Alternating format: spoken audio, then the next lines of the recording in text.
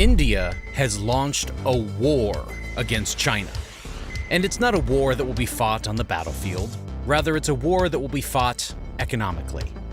India has started emerging as the next great powerhouse of Asia in order to counter China's aggression. New Delhi has now positioned itself as an alternative for companies that are getting tired of being used like a pawn in the CCP's grand ambition towards taking over the world. Companies like Apple are already moving to India to set up for a world after China. India has slowly launched its own global projects to counteract China's growing influence from the Belt and Road Initiative. Prime Minister Modi has started India's own lending program for its neighbors in order to stop China from gaining influence by using its debt trap diplomacy. So today, let's go over how India became China's greatest threat. The head of MI6 last year accused China of using debt traps to gain leverage over countries. Sri Lanka sought China's financial help. The country took loans worth $45 billion from various countries, including more than $8 billion from China. An agreement for a $1 billion credit line from India. The fast patrol vessel will be the fourth ship to be gifted by India to Seychelles. Pakistan is all set to receive a $700 million loan from China to help it shore its foreign exchange reserves, which are at a 10-year low. This video took a lot of effort. Recently, my videos have been getting age restricted, which severely hurts their reach with the algorithm, and doesn't really make that much sense. So if you guys can please take a second and hit the like button below, it will help me out a lot. Thank you. So let's start from the beginning. Something that might surprise most of you is the fact that historically, India and China were strong allies and friendly economic partners. The Silk Road linked the cities of Xi'an in China and Pataliputra in India. Trade on the tea and horse road, as the Chinese called it, was a significant factor in the growth of Chinese and Indian civilizations. Coming into modern history, both civilizations had their hands full with their colonizers, as India had the British and China had the Japanese. That didn't stop their leaders from supporting each other.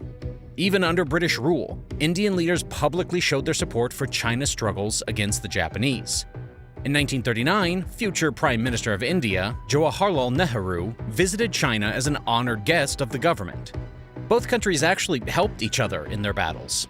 India helped China against the Japanese and Western imperialism, and in return, China supported India's independence movement against the British. Then, in 1947, India gained its independence from the British Empire. And 2 years later, in 1949, the People's Republic of China, or PRC, came into power in China. This is where the relationship could have soured. Up to this point, Indian leaders had been friendly with the ROC, the Republic of China. When Mao Zedong's PRC came into power, the ROC fled mainland China and took over Taiwan. I'm sure you guys are already familiar with the China-Taiwan issue, so I won't go into it right now. But good relations between the two nations continued, even under new leadership. In fact, India was one of the first countries in the world to recognize the People's Republic of China as the official government of China. Indian Prime Minister Jawaharlal Nehru also became the first foreign leader to visit the PRC in China in 1954, this time to meet with the PRC leader Mao Zedong. Nehru described the visit as the most important foreign mission of his life. He considered India and China to be very similar. He believed as a newly free nation, they couldn't trust the West. They needed to depend on each other to grow their economy and improve living conditions for their citizens. They jointly signed and advocated for the 5 principles of peaceful coexistence. But peace, it didn't last long. As soon as the CCP came into power in 1950, they forcibly took over the autonomous region of Tibet by sending loads of military personnel. I have a full video on this story, which was actually demonetized and restricted by YouTube the first time I uploaded it. Good times. I highly recommend you check it out for the full details on this story. But here's a quick recap. After taking over the region in 1950, the CCP slowly kept increasing its military presence in Tibet. As you can imagine, this really pissed off the local Tibetan population, as the CCP was not giving them their religious and cultural freedom. Chairman Mao wanted Tibet to be a Chinese territory. It didn't matter to him that the people there had their own culture and history. So in 1958, a rebellion broke out in Tibet against CCP forces. Tibetans wanted to kick out the CCP and take back their land. But Mao decided to send in even more forces to reassert his dominance. Local Tibetan rebels stood no chance against the People's Liberation Army, or PLA, who had a numbers advantage and experience on their side. India was closely following this clampdown. India had always had a friendly relationship with Tibet, including an economic relationship where North India would freely trade with Tibet. Indian leaders decided not to get involved in this fight, as to not cause a war with their neighbor. Mao, on the other hand, did not share the same feelings about keeping the peace.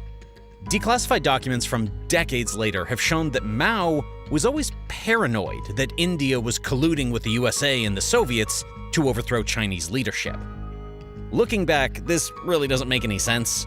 The USA and the USSR were in a pretty intense Cold War in the 1960s, and while India was a neutral nation that was friendly with both sides, I highly doubt the USA and the Soviet Union would set aside the Cold War and collude together to overthrow the leadership in China. Anyway, coming back to the Tibet story. In 1959, the Dalai Lama, fearing for his life in Tibet, fled to India, where he was granted asylum. This, of course, didn't please Chairman Mao, as he saw this action as India playing a role in supporting the rebels against the CCP. This in turn made him more aggressive towards India, and Mao decided to show his aggression by encroaching on India's borders. Speaking of borders, there's one point I quickly want to go over that's actually pretty important. In 1914, while India was still under British control, representatives from Britain, China, and Tibet gathered to determine the status of Tibet. China agreed to allow Tibet to be an autonomous region and remain under Chinese control, but they refused to put the promise in a treaty. Britain and Tibet, on the other hand, signed a treaty creating this line called the McMahon Line. India, to this day, accepts the McMahon Line as the official legal border between India and Tibet. The CCP, on the other hand, well, they didn't accept the McMahon Line, and in 1959, they kept pushing the limits at these borders to show their displeasure. This caused both sides to increase their military presence around the border. And then, in August of 1959, the first bloody clash erupted between the two nations. On the west side of the border, Chinese soldiers pushed into Indian territory. Then, a month later, clashes happened on the east border. This is when India learned that China had built a road inside of Indian territory, which has remained a pretty big issue to this day. To settle these issues, China offered India the west side of the border if India agrees to give China more territory on the east side. India, of course, declined this offer, and firefights kept happening for the next few years. Then, in 1962, Chinese soldiers discovered an Indian post in territory that they believed to be under China's borders. This news traveled to Mao, and he saw this as the final straw. Mao decided to send tens of thousands of soldiers in secret to both east and west sides of disputed borders. The People's Liberation Army swiftly launched an attack on both sides, surprising the Indian soldiers who were both outnumbered and inexperienced. The PLA, on the other hand, had plenty of fighting experience from their wars in Korea, Vietnam, and Taiwan. Indian troops suffered a humiliating defeat, and the CCP was able to capture much of Indian territory. The Indian army tried setting up a counteroffensive by bringing in more soldiers, but Mao was ready for it and squashed it pretty easily. This is when India asked the USA military for help to take back its territory. At this time, the USA was one of the only two countries who had nukes, the second one being the Soviet Union. Surprisingly, this was also one of the few issues that the USA and the Soviets agreed on. They both saw China as the aggressor in this situation, and since China didn't want to experience their own Hiroshima, they decided to withdraw most of their troops from Indian territory. However, the CCP did decide to keep control of a piece of Indian territory here in the Aksai China region, the same area where they had built a road connecting Xiancheng to Lhasa. Remember this, as this is an issue still to this day.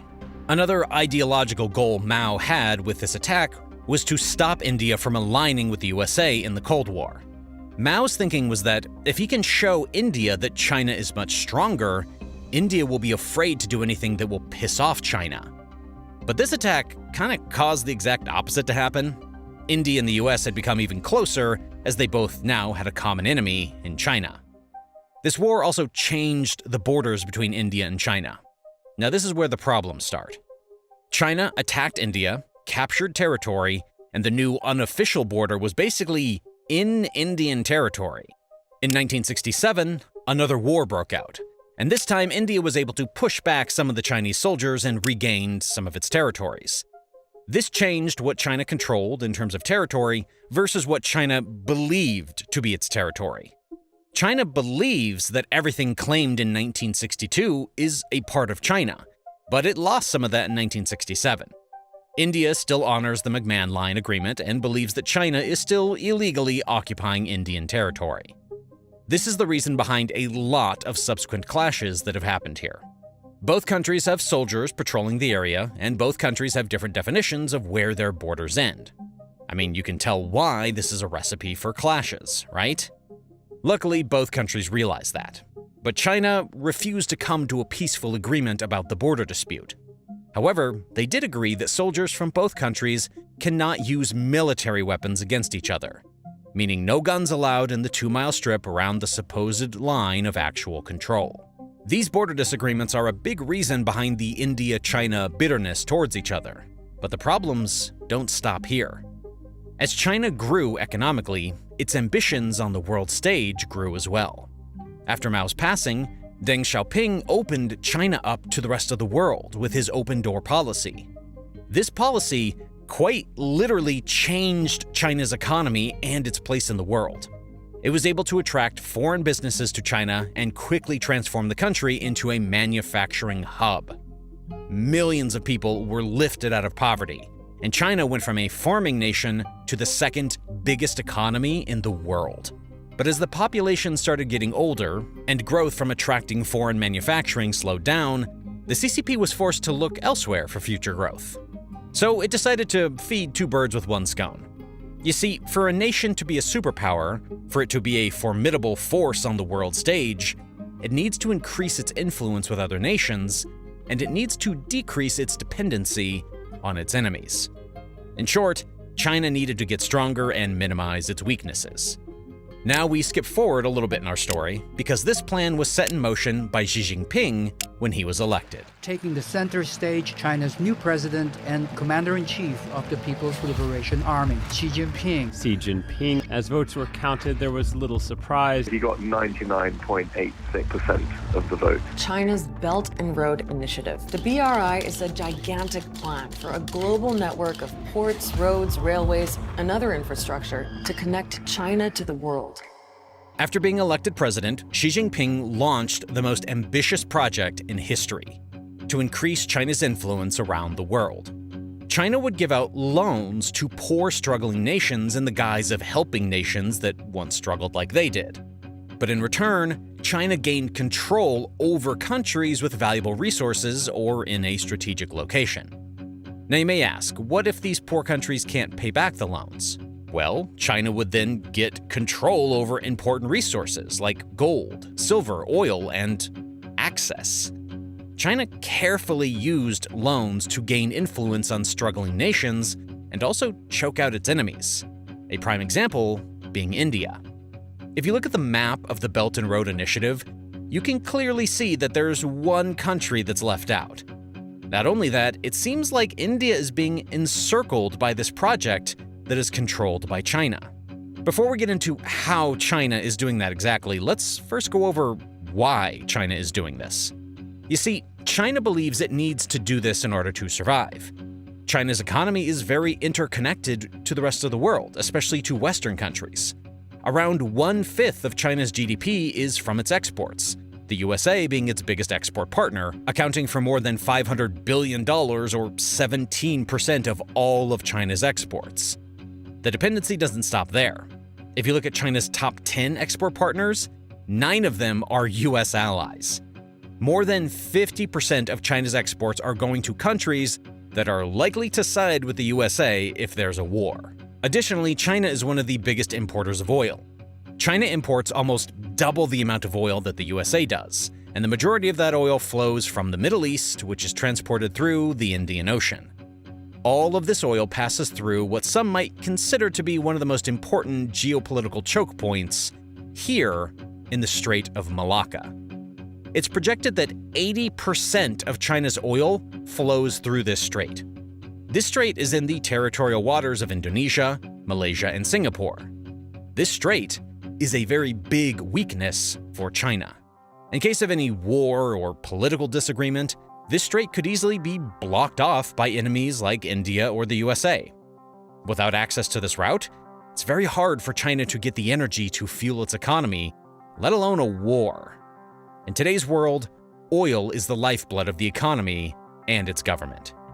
China's solution to this problem is to build its own alternate route, using the Belt and Road Initiative. China has built pipelines both in Myanmar and Pakistan from the coast to intercity China. It secured long port leases in Pakistan and Sri Lanka. Similarly, China has also set up a military base in Djibouti to control Bab el-Mandeb, a vital strait off the coast of Djibouti that links the Red Sea to the Indian Ocean. Persian Gulf and Asian exports bound for Western markets must first pass through Bab el-Mandeb before reaching the Suez Canal.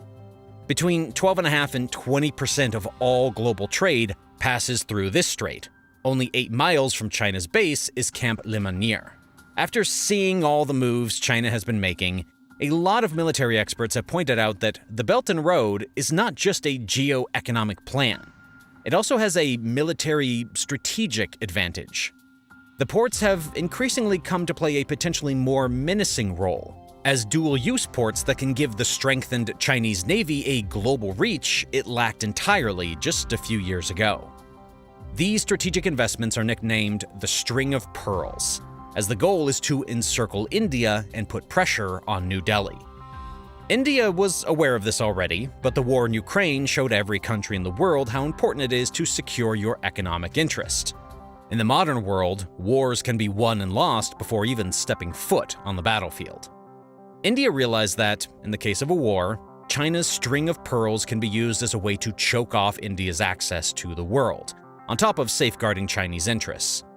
Adding to this, countries that received Chinese money were slow to criticize China whenever it would start skirmishes on the disputed border with India, like it did in 2017 and 2020. There's also a rumor that China plans to start setting up military bases in countries that received Chinese loans. And of course, this was undoubtedly stressful for New Delhi, as it didn't want to be surrounded by the Chinese military. So, India started laying out its own plan to safeguard its economic interests. But it didn't just stop there. Later in the video, we'll go over how India is taking advantage of China's trade war with the USA to hurt China where it's the strongest, its manufacturing prowess. But first, let's go over how India is countering China's military. To counter the String of Pearls, India started its own alliance to encircle China, nicknamed the Necklace of Diamonds. India is expanding its naval bases and is also improving relations with strategically placed countries to counter China's strategies.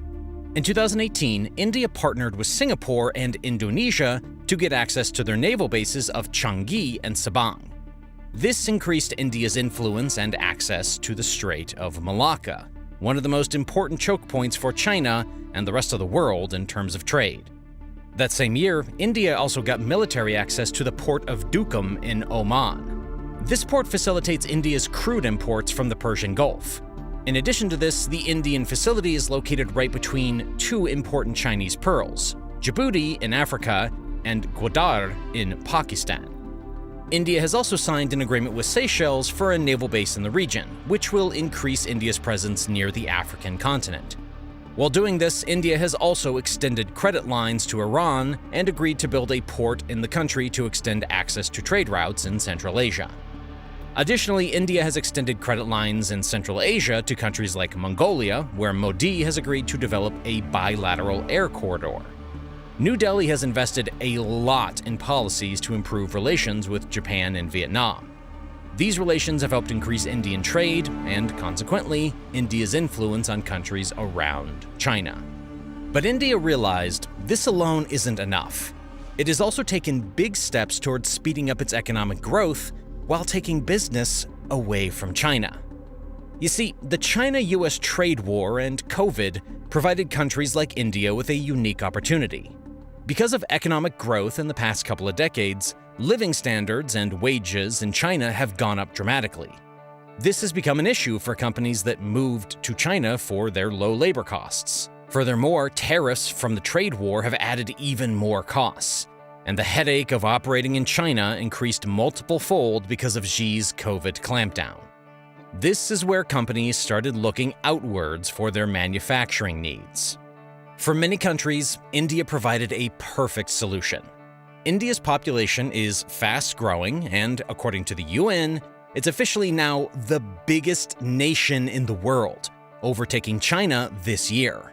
Furthermore, the Indian population is a lot younger when compared to China's aging demographic. The median age in India is 28, a lot younger when compared to China's 38. A big portion of Indian workers speak English. In fact, India has the second largest English-speaking population, only behind the USA. This definitely makes things a lot easier for companies looking to set up shop in India. Certain companies have already noticed these benefits and taken advantage of them.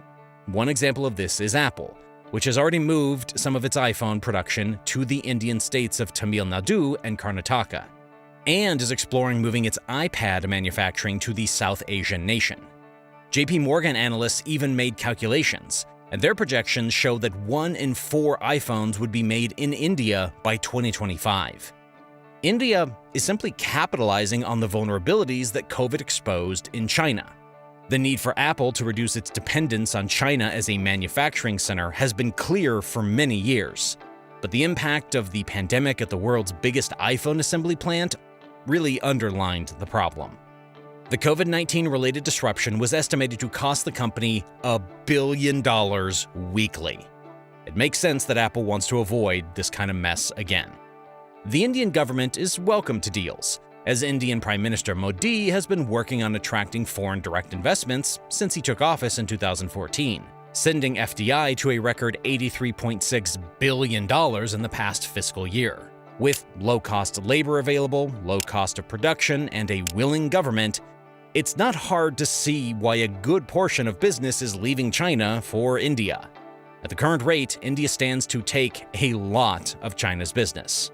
Because of all this, the UN predicts that India's economy is expected to grow at 6.7% in 2024, compared to the measly 5% expected by China's economy. And it's not just next year. Many organizations forecast that India's economy is expected to grow at a much faster rate for years to come, compared to China's economy. India has already started putting this growth to good use. It's now lending money to neighbors in order to avoid having them indebted to Chinese loans.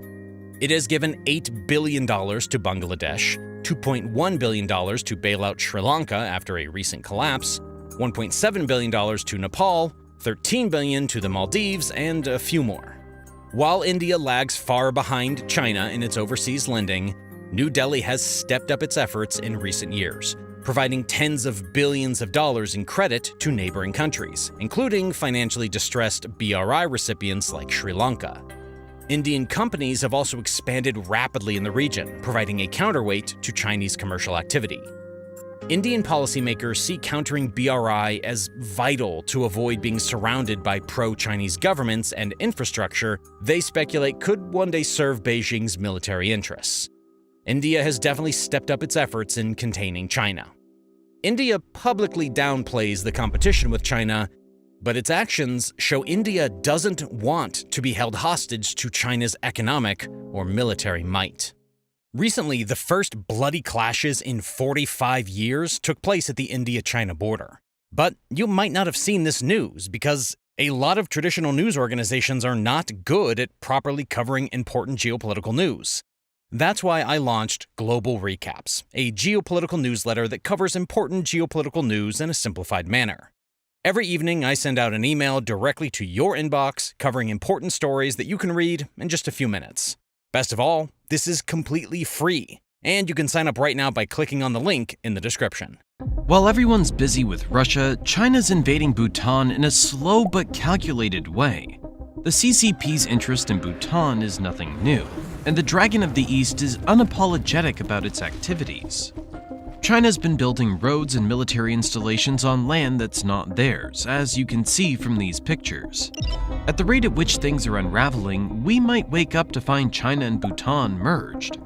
That's very bad news for India, because Bhutan sits extremely close to the strategic Indian land corridor called Chicken's Neck, right here on the map.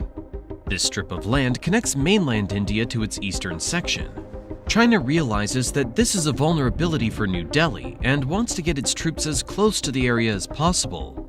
To protect its safety, India has once sent troops to Bhutan and is now ready to go to war with China. So today, let's go over the origins of this border dispute between China and Bhutan, the manner of invasion that China's implementing, how India gets dragged into all this, and why I think that a war will be on the horizon if this issue remains as is. First, an important PSA. Any videos that talk about the CCP's failings tend to get swarmed with negative comments from bots as a CCP strategy to stop the spread of information that they may view as harmful to their image. That's why your likes are necessary, as they combat these bots and allow us to share these videos without fear or prejudice. So please drop a like down below. It takes just a second and it's completely free. 21st century land grabs can be handled in two ways, the Russian one or the Chinese one. Sure, you can do it the Russian way and launch an all-out full-scale attack, or you could do it subtly, like China. China's adopted a low-key but deadly strategy where they take a step-by-step approach to their invasions. We've seen it in action in the South China Sea, where their entire policy is revolved around building an artificial island here and seizing a disputed reef there until the world wakes up one day with massive ground stolen. And because of the covert nature of this, they avoid triggering a major conflict with their neighbors or Washington. It's this same subtle, aggressive foreign policy that we're now seeing China implementing in Bhutan. Beijing has been quietly sending in troops into Bhutan and building roads, housing, and military installations. Now, with fortifications built on another country's sovereign soil, we have the diplomatic issue of border disputes. But the truth of the matter is, much like all the lands they've taken before, this is an invasion into Bhutan.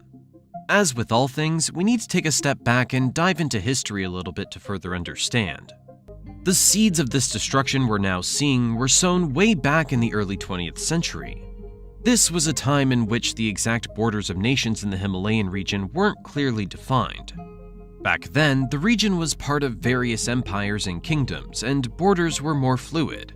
Eventually, when the British took control of India, as they did most of the known world, they attempted to outline borders carefully so that they could split up areas amongst themselves. Even though they succeeded in most of the areas, in the mountainous terrains where Bhutan lies, they left a lot of areas unmapped and vague. In 1949, when the Chinese nation was founded, one of the priorities was to assert control and dominance over its borders. As a new nation, they were aggressive with this policy, and it's what ultimately led to the annexation of Tibet into China in 1950. This means they inherited the border issue between Tibet and Bhutan. The CCP tried to begin a border clarification process, but there were no ties between the two nations. Given its passive nature and its size, Bhutan had and still has a very limited foreign policy. In short, they preferred to stay isolated, and border disputes were not something they wanted to get into. I'm sure they would have preferred for things to remain this way, but, well, peace is not always an option when China's your neighbor. As expected, the matter intensified in the decade that followed, as China started to draw official maps showing parts of Bhutan as Chinese territory. This was obviously concerning for Bhutan, but they didn't have formal diplomatic relations with China, so negotiations were tricky to say the least. Over the years, talks have been had, but they've yielded little to no results, with the most recent talks sparking embers that have not been viewed favorably by nations like India. Don't worry, we'll get to that in just a few minutes, and you'll understand why India is prepared to go to war over this. In fact, just so you know, it kind of already has. But first, let's talk about the contested lands that are at the center of all this. When you look at this map, you'll see that there are two main disputed areas that Bhutan and China are fighting over. These two main disputed areas are the western sector in the form of the Doklam Plateau and the central sector in the form of Jakhar Lung and Pasam Lung valleys. Let me explain a little more about that, starting with the ever so important Doklam Plateau. This is the most volatile of all the areas that are disputed, and it could be the sparking point that leads to an all-out war, as you'll soon see. Located in the western sector, this region is of great importance because of its proximity to the Siliguri Corridor. This corridor, also named the Chicken Neck, is a geopolitical and geo-economical corridor that connects the 7 states of northeast India to the rest of the Indian Republic. At its narrowest section, it's about 20 kilometers wide, making it an Achilles heel for India. If captured by the enemy, that would mean that essentially India would be cut off from its other states, making it a military and economic crisis. Unfortunately for India, the Doklam Plateau that China claims is theirs directly overlooks their Chicken Neck, meaning that if China were to occupy the place as they're now doing, it would be a military and economic disaster for India, given how the two nations aren't exactly the best of friends. In fact, it's been said that the only reason China's interested in this area is just so that it can have a stronger strategic position against India. That's how you know there's bad blood here. Imagine claiming territory in another country just to keep your enemy in check. That's crazy. India, however, does not take this potential threat lightly. In fact, back in 2017, things got very heated between China and India over Doklam, specifically because of this corridor. The whole incident was named the Doklam standoff. In June 2017, China decided to start building a road in Doklam, right in the disputed territory. Yes, you heard that right. China basically started infrastructure projects to solidify its claims in disputed areas and completely violated the sovereignty of Bhutan. With very few options, they turned to their big brother, India. Seeing China's road building as a potential threat to its own security, especially because of how close Doklam is to the Siliguri Corridor, India decided to step in. Indian troops crossed the border into Bhutan and blocked the Chinese engineers and workers from continuing with the construction. This led to a standoff with troops from both sides camping out for over 2 months. After weeks of intense negotiations, both sides agreed to a mutual disengagement. The troops from both India and China pulled back, and China stopped its road construction in Doklam, at least for the time being. The situation was de-escalated without any shots being fired, which was a huge relief. Now, China may have stepped down in 2017, but it started its antics again in 2024. As you can see from these satellite images of the Pengda village and the Dramanan and Chakato villages, Chinese construction projects have continued in secret and have now made quite significant strides on another nation's soil. The second disputed area is the central sector, which includes areas like the Jakhar Lung and Pasam Lung valleys. Now, before we get into that, I quickly wanted to answer a question I recently got asked. A lot of you guys want to start a YouTube channel, but you're camera shy or just not comfortable putting your face out there. In fact, I'm one of those people, and that's why this channel has no face on it. Luckily, you can still grow on YouTube even without showing your face or giving up your privacy. This channel's the living proof of that. In fact, here are just a few examples of channels that started in the last 12 months and grew an audience without showing their face. They've gotten millions of views and made thousands of dollars from them. We recently crossed 1 million subscribers, and along the way, we've learned a few tips and tricks about YouTube that can be very helpful to any of you who want to start your channel. We've included all this in my completely free 7-day YouTube Crash Bootcamp. So if you're someone who's interested in starting a YouTube channel, this is the perfect starting point for you. What better way to convince you than to read a comment left by a previous student? This free bootcamp's better than a paid course he took. So if you're interested in signing up, you can sign up now for free by clicking the link in the description or scanning the QR code on screen. Anyways, the second disputed area is the central sector, which includes areas around the Jakhar Lung and Pasam Lung valleys. These areas are less well known compared to the Doklam area, but they are still significant for both countries due to their resources and strategic location.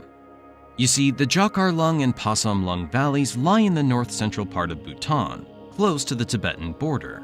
This region is sparsely populated because of its rugged terrain, which makes it difficult to access.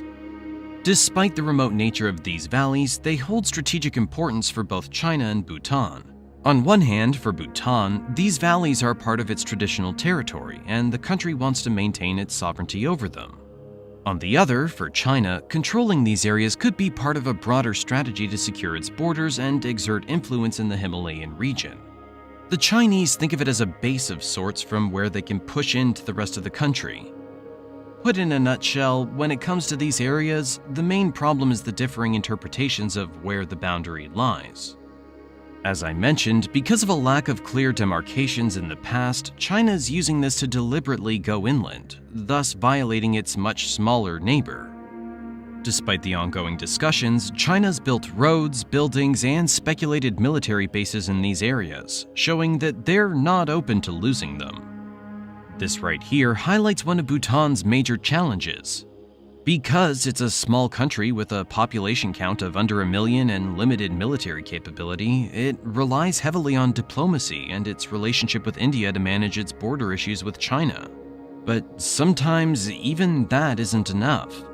This bullying action by China was solidified by the fact that in 2020, China raised a new dispute over territory that had never come up in boundary talks earlier. In the virtual meeting of the Global Environment Facility, China objected to the grant for the Soktang Wildlife Sanctuary in eastern Bhutan's Trashi Gong district, claiming that the area was disputed. Naturally, Bhutan rejected the claim, pointing out the area had never featured in 24 previous rounds of boundary talks. Perhaps it's such things that make people say China has bullying tendencies in Asia. In any case, the Soktang Wildlife Sanctuary is being contested, and just like the other key areas, we'll have to wait and see what becomes of it. With all this said, let's now take a look at India's role in all this, and why they're as much a stakeholder as Bhutan in this conflict. You see, folks, India's support for Bhutan in this China-Bhutan border dispute is rooted in a combination of strategic, historical, and diplomatic factors. Firstly, as you may already know from my explanations earlier, India has strategic interests in the Doklam Plateau. India does not want China gaining access to the Siliguri corridor, as that would give them power to cut India off from its northeastern states. That's why they'll give Bhutan as much help as it needs, as this is pivotal to their own state's security. In addition to that, because the only thing standing between India and China is that region in Bhutan, India views this small nation as a buffer state. If Bhutan were annexed by China like Tibet was, then India would face increased security challenges along its northern borders. However, not all of the reasons are rooted in self-preservation, as there are deep ties between India and Bhutan.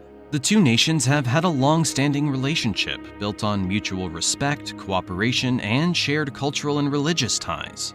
Bhutan and India signed the Treaty of Friendship in 1949, which was updated in 2007. Making it even stronger and more important. Under this treaty, India agreed to guide Bhutan in its foreign relations and defense, while respecting Bhutan's sovereignty. This is especially important given that Bhutan does not like to deal with foreign policies, as the nation prefers to be neutral and peaceful. This is why India influences and guides Bhutan's foreign policy without taking away the smaller nation's autonomy. On top of this, the two nations also have strong economic and military ties. There's been free trade and commerce between the territories of India and Bhutan since the signing of the treaty between the government of India and the royal government of Bhutan in 1949. This economic activity has been so active that since 2014, India's merchandise trade, excluding electricity with Bhutan, has almost tripled. From $484 million in 2014 to 2015 to over $1.5 billion in 2022 to 2023. These figures count for about 73% of Bhutan's overall trade, with the trade balance in India's favor. So from the looks of it, they have both friendship and economic ties. On top of trade balances, India is the leading source of investments in Bhutan, comprising 50% of the country's total foreign direct investment. There are about 30 Indian companies in Bhutan operating in various sectors like banking, manufacturing, electricity generation, agri-food processing, ITs, pharmaceuticals, hospitality, and education. Basically, the ties run deep. I'm sure you get the picture. Adding to these economic ties are military ties, as India also helps train Bhutan's military. This close partnership means that Bhutan relies on India for support in critical situations, including border disputes with China, as the 2017 incident proved. Now, with military ties this close and shared concern over China, it makes sense that both India and Bhutan would put a unified effort into stopping this common enemy and ensure that their territorial integrity is respected. Something that we need to be aware of is that India's involvement doesn't just revolve around Bhutan. Let me explain. You must already know that India and China are both vying for the top spot in Asia, and historically they haven't been the best of friends. China especially has been quite ambitious in spreading its influence to the point where India views it as a serious threat. By helping Bhutan preserve its territories, India is acting as a counterbalance to Chinese influence. Left unchecked, China could swallow up Bhutan, thus making itself stronger and sparking a massive shift in the region's balance of power. Another major cause for concern for India is that Bhutan and China have been having conversations about potential diplomatic ties. The closer Bhutan grows to China as it fixes these issues, the higher the probability that it might draw away from India. Concerns that this newfound diplomacy may bring strategic implications are a big issue, and with everything that we've been discussing, you can understand why. If China develops economic ties with Bhutan, then what? When everything's said and done, India values its close relationship with Bhutan and has invested heavily in economic aid, military training, and infrastructure projects. The idea that China will swoop in now is completely unacceptable to them. On the other hand, Bhutan is aware of India's concerns and typically balances its relations with China and India carefully. Bhutan seeks to maintain good relations with both neighbors while protecting its own sovereignty. As long as Bhutan continues this balancing act and ensures that agreements with China do not negatively impact India's security, India is likely to be supportive, or at least not openly opposed to Bhutan's peace efforts with China. That's going to be a tough act to accomplish. With matters the way they are, I have a feeling we won't wait long to see how successful Bhutan's going to be or if tides reverse and they themselves incur the wrath of India. I don't know how familiar you are with this, but there's an old Chinese policy named the Five Fingers of Tibet. It considers Tibet to be China's right-hand palm, with 5 fingers on its periphery, namely Ladakh, Nepal, Sikkim, Bhutan, and Arunachal Pradesh. China viewed itself as having the responsibility to liberate these 5 fingers, no doubt a pretext for invasion. Though the policy now lies dormant, I wouldn't blame you for wondering if China's revived this policy, as it's on a devastating but silent warpath. As much as I hope for peace, I'm sure I'll be updating you soon as things unravel.